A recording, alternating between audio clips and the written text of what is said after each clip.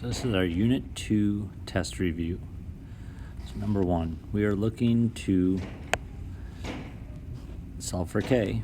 So first we looked on the same side of the equal sign, are there any like terms? And we happen to have like terms. Here are negative 7k and 3k. Let's put those together. Negative 7 plus 3 is negative 4, so it's going to become negative 4k. And 4 will come down, 4 in the front here. And that's going to equal negative 20.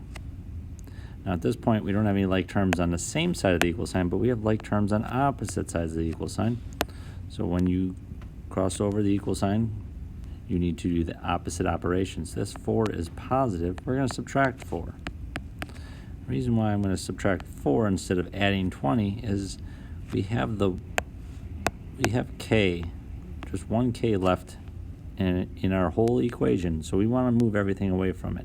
So we're trying to move everything, so now we're moving the constant term 4. The negative 4k will come down. Negative 20 minus 4 is negative 24. And then we have negative 4 is attached to the k by a multiplication, so we're going to opposite operation is divide. We're going to divide by negative 4. Negative 4 divided by negative 4 is 1. The 1 times k is k. Negative 24 divided by negative 4 is positive 6. So here we go. D. Number 2. We have solving again. We have parentheses. Anytime you have parentheses, we are going to distribute.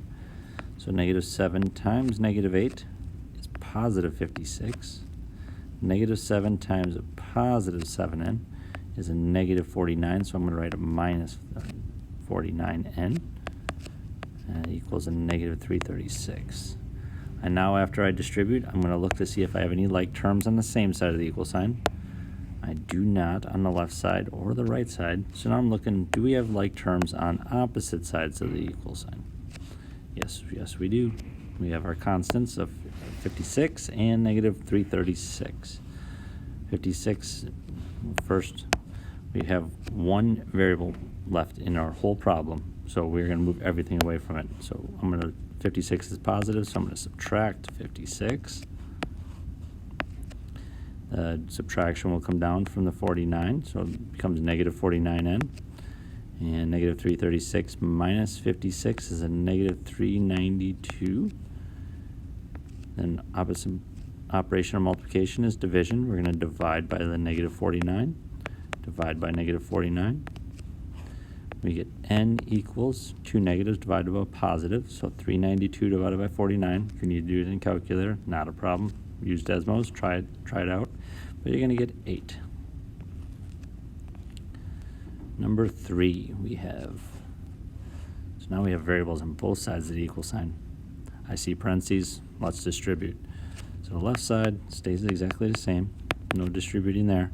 You can either distribute the negative in, which is just going to change the signs of every term inside of the parentheses, or we can distribute the negative 1. Negative 1 times 8 is negative 8. Negative 1 times a positive 7p, that plus is going to bring it with the 7, so positive 7p is a negative 7p. At this point, now we're going to look, the distributing is done, so we're going to look at opposite sides of the equal sign, or same side of the equal sign. Are there any like terms? Nope. So we move on. Are there like terms on opposite sides of the equal sign? And we do have that. Typically, I get the terms with the variables together first. I try to get the variables to be positive, the coefficients in front of the variables. So I'm going to add 7p, but you could absolutely subtract p. There's nothing wrong with that. I'm going to bring the negative 8 down. Didn't do anything with that. We have 1p plus 7p is 8p equals negative 8. And negative 7p plus 7p is 0. We still have like terms. Now we have 1p in the whole problem. So now we're going to move everything away from it. We have like terms of negative 8 and negative 8. I'm going to add 8 to move it away from the p. 8p, it's a positive 8p comes down. Negative 8 plus 8 is 0. Opposite of multiplication is division. So we're going to divide by 8. 0 divided by 8, as weird as that looks, is really just 0. All right, solving still. So we have distributing again. Negative 91 will come down. Negative 7 times n is negative 7n. Negative 7 times a positive 7 is a negative 49. And the plus 7 on the end is going to come down. We have like terms on the same side of the equal sign, so the negative 49 and positive 7. And that's going to end up being negative 42. Then we have like terms on opposite sides of the equal sign. So let's get those together. Remember, going across the equal sign, we need to change the operation to move it. So negative 42 plus 42, simplify to 0. Negative 7n comes down. Negative 91 plus 42 is 49. Negative 49. We divide by negative 7. And we get n equals positive 7. All right, number 5. So now we have multiple distributing that we have to do. So we have 7n plus 6. 5 times 8 is 40. 5 times a positive 2n is a positive 10n. So I'm going to write plus 10n. We're going to distribute this negative 3. Negative 3 times n is negative 3n. Negative 3 times a positive 4 is a negative 12, so I'm going to write minus or subtract 12. Let's look at our like terms on the same side of the equal sign. The left side doesn't have any like terms. The right side has multiple like terms. So we have positive 10n minus 3n. 10 minus 3 is 7. So we have 7n plus 6 equals 7n. And we also have like terms. 40 minus 12 is 28. So plus 28. So now we have like terms on opposite sides of the equal sign. So we have 7n's. I always get the variable terms together first. So 7n, we subtract 7n to move it to the other side of the equal sign. 7n minus 7n, wow, they both cancel. Simplify out to 0. To 6 equal 28. No, that doesn't happen. So this means this is a no solution. 6 does not equal 28, can never equal 28, so it is a no solution. All right, number 6, find the mistake. When I'm doing these problems, I don't look at what the teacher put down. I would 100% solve it on my own and then compare my answers to what the teacher did. So I'm going to distribute. Negative 8 times k is negative 8k. Negative 8 times negative 3 is positive 24. We have 10 plus 6k. Then let's get our like terms together on opposite sides of the equal sign. I'm going to move the 8k. I get 24 equals 10 plus 14k. We still have like terms in 10 and 24, the constants. We're going to subtract, so let's get 14 equals 14k. And we divide by 14. You get k equals 1. All right, now I'm going to take a look at what happened. So after we distributed the first step, we got 8k plus 24. They got 8k minus 24. Well, that's pretty easy. There's a mistake. That should be a minus. And after that, we just find the first mistake. So that's it. Perfect. Number 7. We have distributing. So left side of the equal sign comes down. Right side, 3 times x is 3x. 3 times a negative 2 is a negative 6. So I subtract 6 and minus 2x. Get our like terms together on the same side of the equal sign if you have them. You have 6 plus x, 3x minus 2x. So I have 3. I'm subtracting 2. I have 1x left over. 1x, or 1 times x is just x. And at this point, let's get our variables together on opposite sides of the equal sign. So positive x, I'm going to subtract x, and I get a negative 6 equals negative 6. It always equals negative 6, so that works all the time. All the time would mean infinite solutions.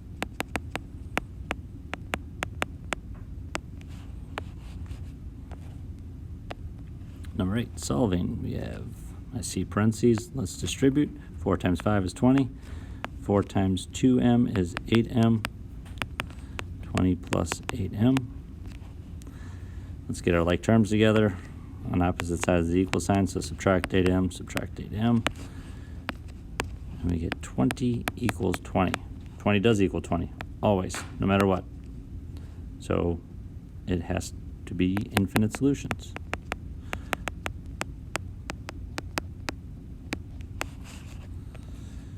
All right, now we're getting to proportions. So when you have a fraction equaling another fraction, let's do the cross multiplying. So 6 times 10 equals 4 times p. So 6 times 10 is 60, 4 times p is 4p. We need to get the p by itself, so divide by 4, divide by 4. You get p equals 15. Number 10, we have cross multiplying again, so 5 times 6, r minus 6 equals 9 times r. We need to distribute the 5 times r. 5 times negative 6. Get your like terms together. I would not move the 9r because then there'd be no terms left on the right side of the equal sign. So I'm going to subtract the 5r. 5r minus 5r simplifies to 0. 9r minus 5r is 4r. We're going to divide by 4. And we get r equals negative 30 over 4, which can be reduced. We're going to divide the numerator by 2 and the denominator by 2. That will reduce to negative 15 over 2. Solving literal equations. So we need to solve the first one for a. So we need to get a by itself. We have the minus k with a, so we do the opposite, plus k. So it's u plus k equals a. There you go. Solve for. Next one, solve for a. So we have a is here. The operations that are by it are multiplication and subtraction. Order of operations would mean the last thing we would do is subtraction. So that means we're going to have to add or subtract something in this case. The thing that's farthest away from the a, the 3z, is positive, so we're going to subtract 3z. We're going to move that term. Negative 5a comes down. We have y minus 3z. And then we're going to, opposite multiplication is division. Divide by negative 5. And we get a equals y minus 3z divided by negative 5. And there's your final answer. All right, number 13, we need to solve for x. So instead of distributing, you could do distributing, but there's a little bit faster way. What I would do is I would multiply by the reciprocal, it's called. So I'm going to multiply by 5 over 2 to move it. The x, what we need to solve for, is inside the parentheses. If we multiply by 5 over 2, well, that's what's going to happen is the 2/5 is going to go away. What happened is we moved it to the other side. 5 times 2 in the numerator is 10. 2 times 1 in the denominator is 2. So on the left side, it's going to be 10 over 2y. On the right side, we can drop the parentheses because the 2/5 got moved. I'm going to simplify the left side. We have 10 divided by 2 is 5. So it actually turns out pretty nice to 5y equals x minus 3. And we need to solve for x still, so opposite of subtract 3 is add 3. And this one actually turns out really nice. 5y plus 3 equals x. 14, solve for y. So I need to look at y. What's happening? We have multiplication, we have addition. So we have to take care of that addition. What's being added? Well, this term, negative 5x. So we need to do the opposite. So add 5x. Add 5x. We have the 2y comes down. It's a positive 2y. And I'm going to put the x term first. That's going to help us later on. You don't have to do that right now, but it's going to be more helpful. It's a positive 5, so that's why I write just a positive 5 here. And it's a negative 12, so I write minus 12. So just moving terms around. Then we're going to, opposite multiplication is division, so I'm going to divide everything by 2. You get y equals 5x minus 12 divided by 2. Or you can write it something like this. You can divide both terms by 2. Minus 12 divided by 2, which 12 divided by 2 simplifies down. 6. So you could have this, you could have this, or I'm actually okay with that even. Either answer, any of those three would work. Awesome. And number 15, solve for y. Again, we have multiplication, we have addition. So the addition tells us we're going to have to add or subtract something. What's being added? The 4x. 4x is positive, so we subtract 4x. Subtract 4x. We get positive 2y comes down. We get negative 4x. That's a negative or a subtraction. That 6 is positive, so plus 6. We're going to divide by 2, and we're going to divide by 2. You can either have this as an answer, or you can divide each term by 2, which would be awesome if you did that. And then if you want to actually simplify these, the simplified version would be negative 4 divided by 2 is negative 2. 6 divided by 2 is 3. That looks so nice. But I'll accept all three answers for now. But realize that they're all really the exact same. The best answer is down at the bottom. And yeah, that would be the best, and the other two are pretty comparable. Find a formula online and solve for a different variable. You can find one online, Google formulas, math formulas, physics formulas, science formulas, and you should be able to find one and try to solve for the different variable.